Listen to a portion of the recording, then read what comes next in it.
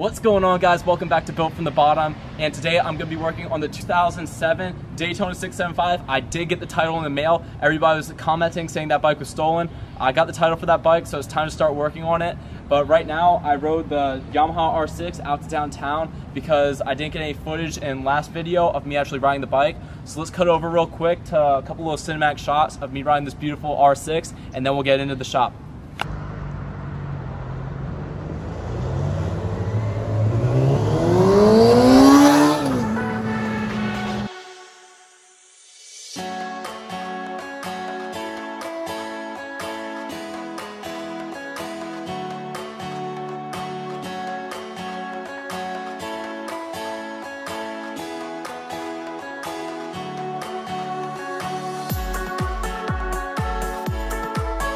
Today I'm going to turn this stock Daytona 675 into this. Well, kind of.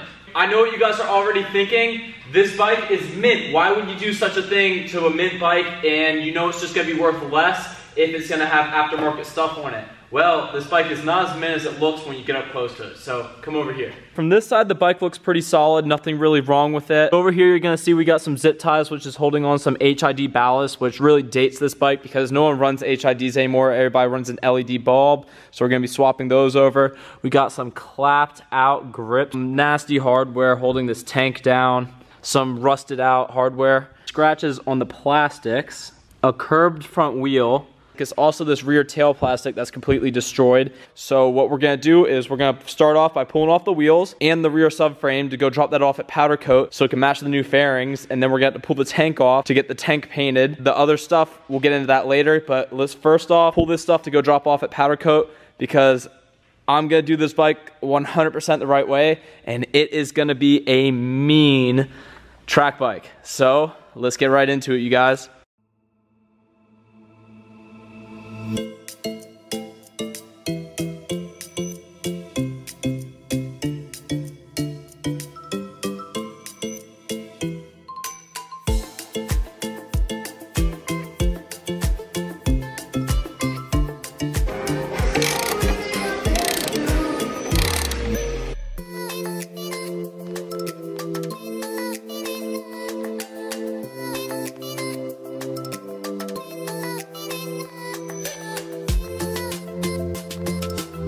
Wheels are off, we're good to go with that. Just want to point out, this bike has really thin axle shafts. I thought that was kind of interesting.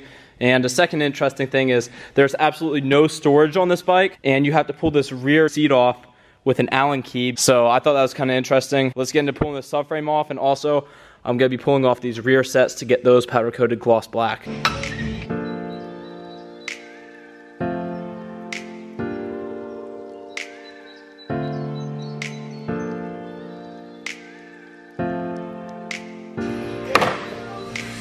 The seat slides out forward once you pull that bolt off. Unless you're a bozo like me and I was sitting there trying to kind of pry it, then it slid out forward and came off. We got the good old zip ties holding on our rear tail light.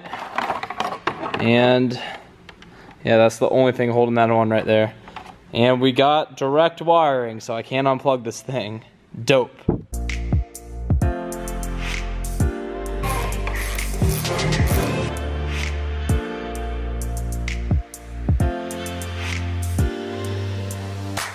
I was going to pull off the subframe and I realized there's a 15mm nut on the back side of this. Normally on most street bikes, these are threaded into the frame, which I guess this is kind of cool, so then you don't have to worry about stripping out the frame when you put your hardware in to hold your subframe. I'm only able to get these two nuts off here, so I'm gonna have to pull this tank back off to get to the back side of these. So let's remove the tank and then we'll be able to pull the subframe off.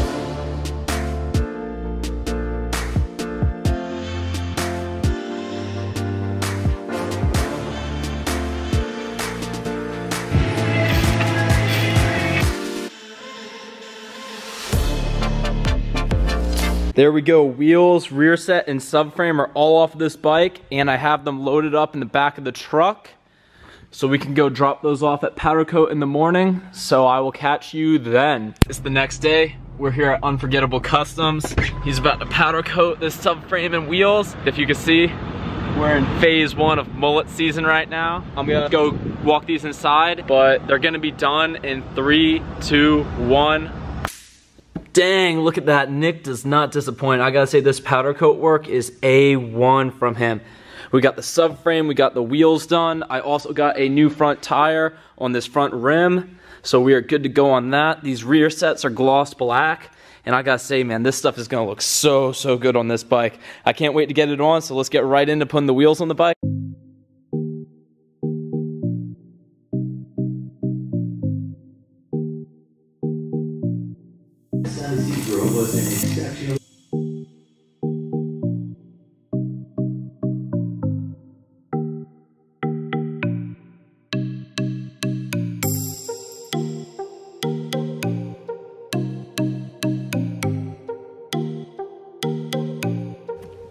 Dang, this thing looks dope with these wheels on it. I gotta say, even with the silver on this bike, this thing looks pretty dang sick, I would say. We got those mounted up right there. This rear wheel was really hard to get back on for some reason. I couldn't line up that brake caliper and the spacers. But now that I got these wheels on, I gotta say, with the silver, this thing just looks killer. I wonder if you guys are starting to see a trend on what I'm kind of liking right now. So we got the FZ07 right there, and then we got the GSXR 1000 right here. I wonder what the trend is. Now that we got these on, let's start going into mounting up this subframe.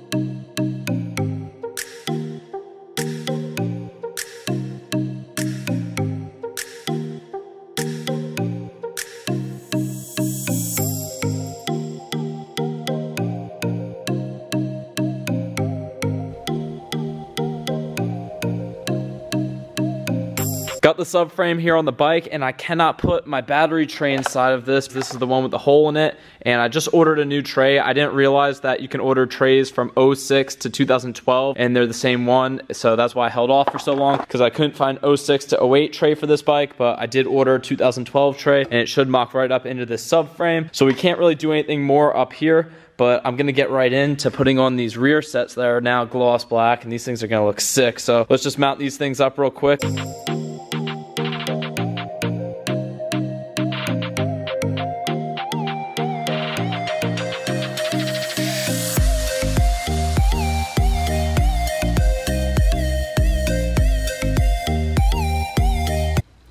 Dang, son, those gloss black rear sets, those things look so nice.